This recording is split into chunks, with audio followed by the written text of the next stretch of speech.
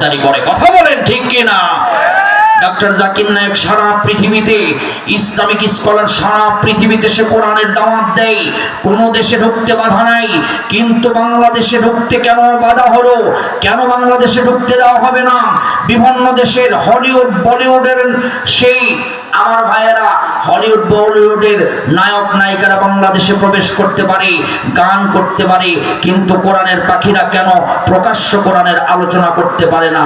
এখান থেকে বোঝা গেল আমরা এখনো পরিপূর্ণ কোরআনী স্বাধীনতা পাই নাই।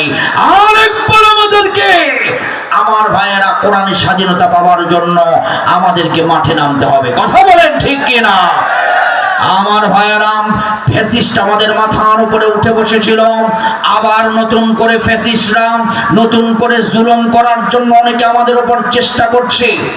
আজকের মাহফিল থেকে বলি যে মিজানুর রহমান আজহারি কোরআনের আলোচনা বন্ধ করেছে সামান্য কোনো ইশারায় হয়তোবা, কিন্তু এটা আল্লামা সাঈদী কোনোদিন করে নাই। 144 ধারার মুখেও আল্লামা সাঈদী নাহমাদুহু বলেছেন। কথা বলেন ঠিক কিনা?